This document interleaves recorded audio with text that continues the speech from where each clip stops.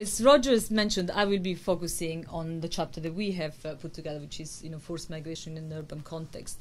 Roger, you've already sort of underlined how, a lot of the forced migration has really become urbanized, and this is something on which at HPG we've been working hard over the last 3 years to emphasize. We've done a lot of work on urban displacement over the last 3 years to really highlight the challenges that perhaps are a bit still hidden, in the humanitarian discourse of how displacement is increasingly predicated in urban centers. I mean, the fact that displacement has become increasingly urbanized creates a significant change compared to the 80s and the 90s, where displacement was almost as synonymous of camps. And I think this is still the image that resonates with the public and also with a lot of organizations. I mean, while there is a little bit more awareness, I think many operational agencies still perceive displacement as prevalently a rural or a camp-based experience. But we know that this is not the truth. Over the last decade, cities and towns in Iraq, in Sudan, in Somalia, in Kenya, in Yemen, in Haiti have absorbed a very large number of refugees and IDPs fleeing conflict or disasters. I mean, just think in Sudan over the course of the war, the extent to which displacement has contributed to the massive urbanization of Khartoum. And afterwards, with the return process to the urbanization of Juba and other small towns like Yei. Again, we've done extensive studies on that over the last couple of years. Kabul, it grew from about 1 million inhabitants in 2001 to 4.5 million in 2010. And part of this was driven by returning refugees, but a lot was also IDPs fleeing insecurity in the countryside because of the insurgency. And urban displacement is not just about the capitals and the megacities. It's also about a lot of secondary cities. If you think about Santa Marta in Colombia, it actually has the world's largest IDP population. So there has been really a need to create a bit of an evidence base around the causes and the need for tailored programming. And I'm hoping that the work that we are doing at HPG, and I'm delighted that the World Disasters Report provides an opportunity to amplify this, will help refocus the attention on the challenges that so many people face in urban contexts because of having had to flee from a variety of causes. And causes are manifold and sometimes overlapping. What drives people to the town is a series of different events. I mean, it can be disasters, both rapid and slow onset, conflict and violence, land grabbing, development projects, as Roger was highlighting. I think we haven't paid enough attention to displacement that has been driven by development policies and projects, and rural poverty. There are also a number of different motivations that push people particularly to the towns as opposed to rural areas or camps. Security, economic opportunities, greater access to social services, to welfare, but also proximity to power brokers, which is important for people, they are trying to change their lives around, really. Access to assistance, and very importantly, anonymity. People run to towns where they're in fear because they feel they're better protected by the anonymity that the town provides. In many of these cities, actually conditions can be very difficult for displaced and refugees, but the feeling is that they still provide better opportunities than in rural areas. If you think about it, urban life really, presents a great deal of risks and challenges for people. Almost inevitably, the most vulnerable displaced end up, on sort of facing barriers to land and property. So they tend to settle on the outskirts of cities, on low-value land, poorly serviced land. So they live in crowded and unsafe locations. Very often on hillsides, in flimsy shelters, so there are risk of flooding, landslides, a range of other hazards. Many of these sites would have very poor water and sanitation, and so they expose them to the risk of disease.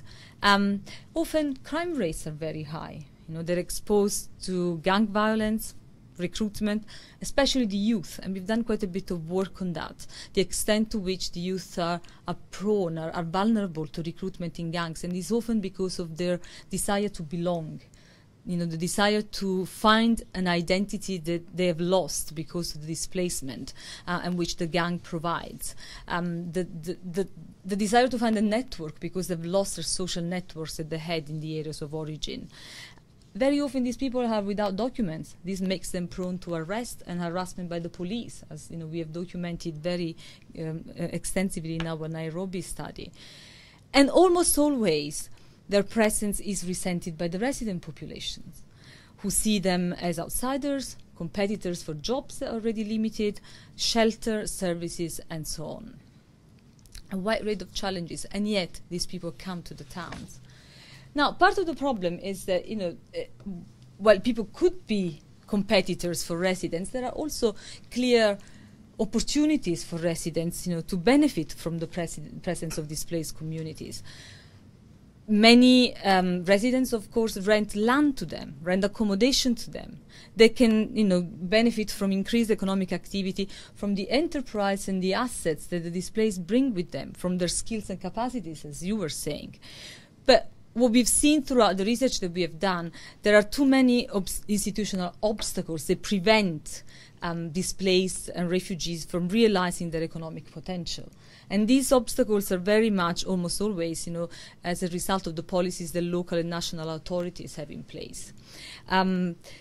Many refugee hosting countries have very strict encampment policies. A number of them are also hostile to IDPs.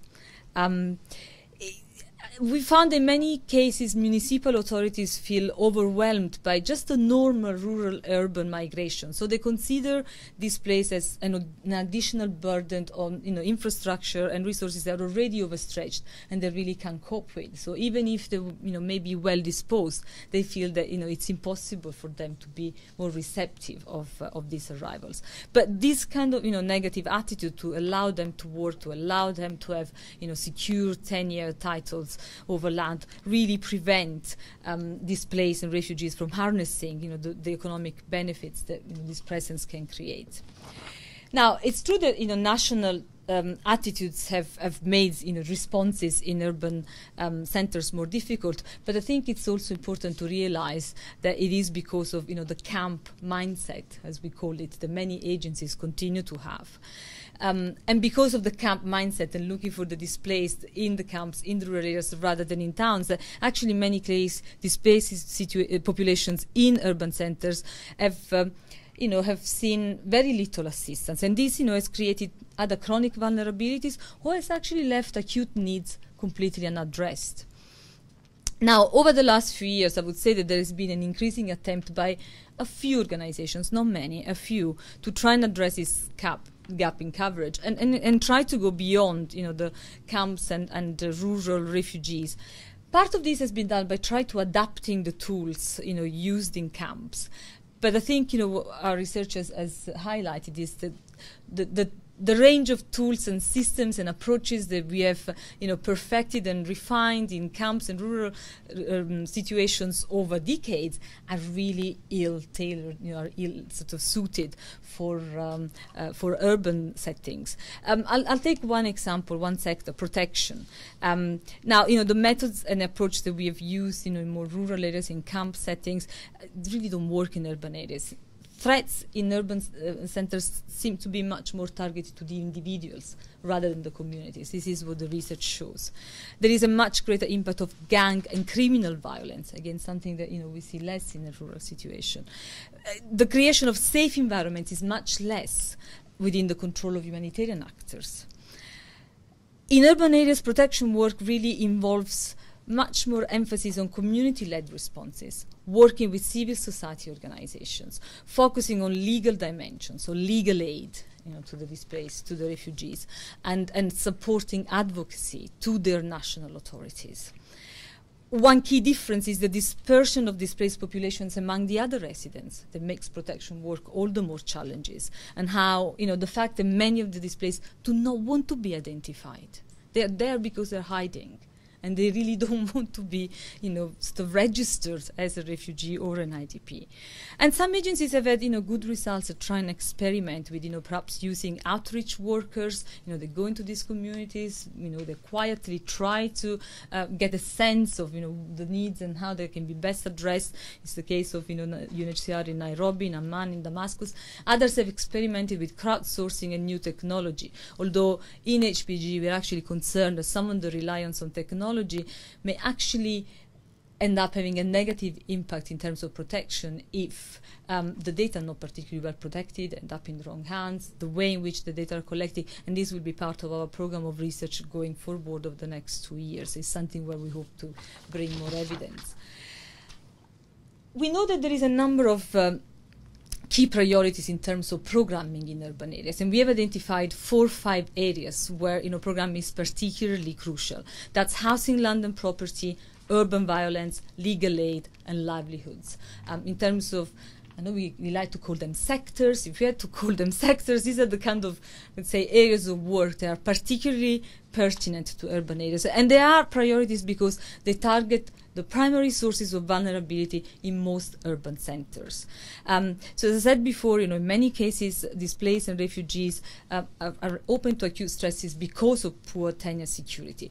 This opens them to the particular risk of eviction over and over again for a variety of reasons, because the governments have earmarked the land for development, because they decide that there is they constitute a public hazard, because they feel that the land they've settled on is unsafe. So relocation is planned without involving the communities very often, and we find in many of the cities and the towns where we have worked that refugees and IDPs are evicted almost overnight without any planning beforehand. In terms of livelihoods, it's really critical to integrate people within the local economy. And that's evident. And the contribution that they can bring, as Roger was saying, is also very obvious. If you look at the street, Amman, Damascus, their streets teem with customers for Iraqi restaurants. Look at Isli, Nourisia in Nairobi. I mean, the Somali enterprises have made Isli boom over the years. But these cases are still too rare. And it is because, particularly for refugees, many of them don't have permission to work. Now, obviously, states that are not signatories to the 51 Convention have no obligation to give asylum seekers permission to work. But we know that even those who are signatories make working in their countries almost impossible for refugees. And without reliable livelihoods, really, people inevitably get driven into acute poverty that makes it almost impossible, for them to overcome. One thing agencies have experimented with over the last few years has obviously been the use of cash, which is a form of relief that's become increasingly accepted, and which, we obviously know works where markets are vibrant, where people can buy what they need, and almost always, this is the case in urban settings. Obviously, in many cases, there is urban infrastructure that actually makes the use of cash easier, and I'm thinking of, the use of ATM cards in Jordan, or, in Damascus and in Jordan as well, the fact that WFP use cards loaded with food vouchers. That becomes a response is relatively easier in urban centers. But it also means that we need different professional profiles for the sectors, because before you can figure out if cash responses are appropriate, you need people that are able to conduct an urban market analysis. How many of them are in our agencies?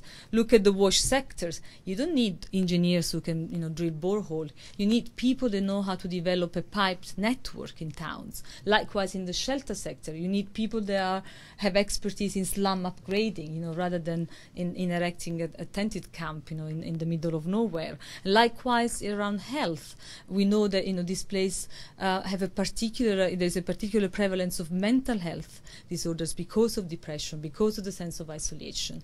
But many of them we have in our staff in humanitarian organizations. And above all is the importance of networking, something that we don't always do very well in the humanitarian sector, networking beyond the sector, with the business community, with the national authorities, with the academics, the civil society organizations that exist in the towns. And I'll come back to the issue of partnerships at the end of the presentation. I'm almost there.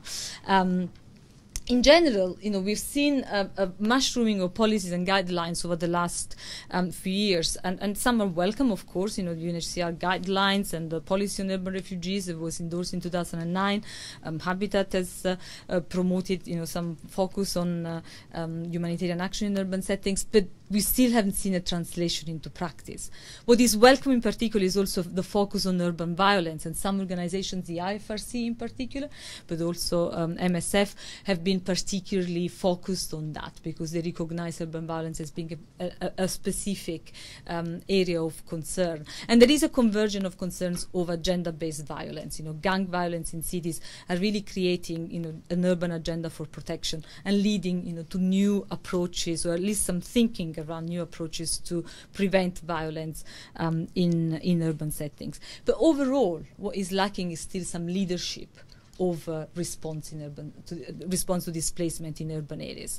Leadership over the developing and testing of programming innovations, the pulling it together. I mean, we're trying as a think tank to distill some of these best practice.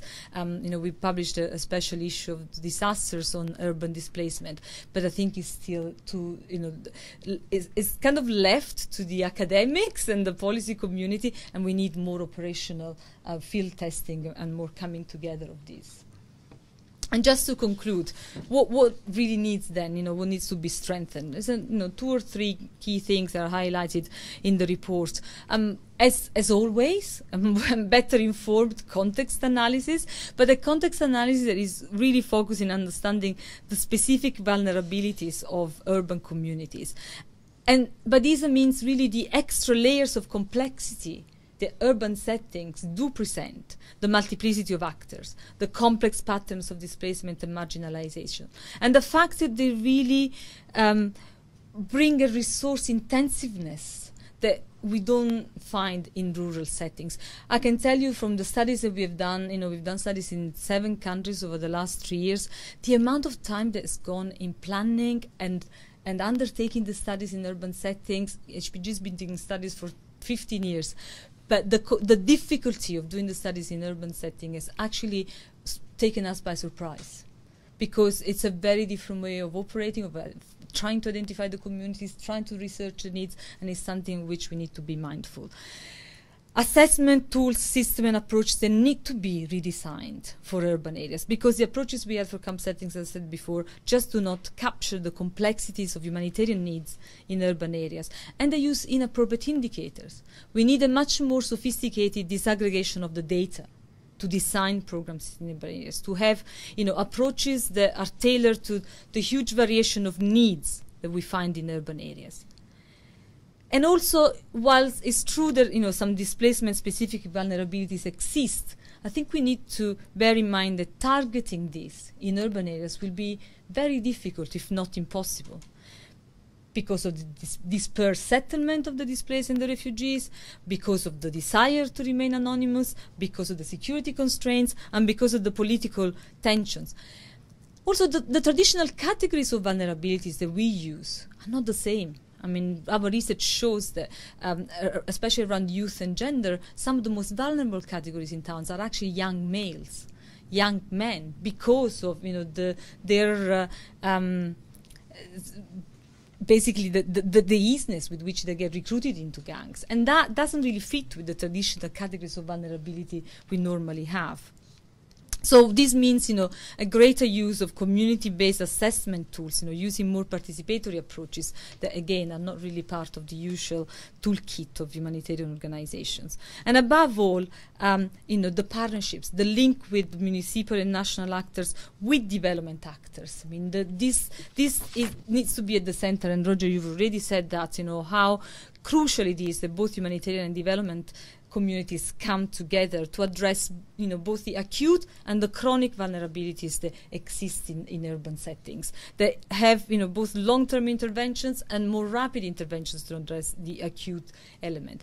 But navigating this range of actors and creating all these partnerships requires time and resources. And we know from those who have been experimenting more in urban areas like MSF that actually they've had to dedicate staff to the task of networking alone. They've had to really prioritize networking by allocating human financial resources because of the particular difficulty and time involved in making sure that these partnerships actually deliver, they can come together.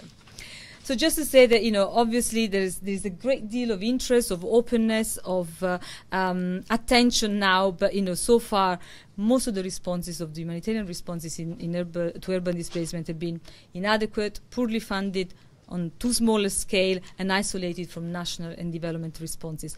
And I think that a step change, given the magnitude of displaced and refugee in urban settings, is really urgently needed.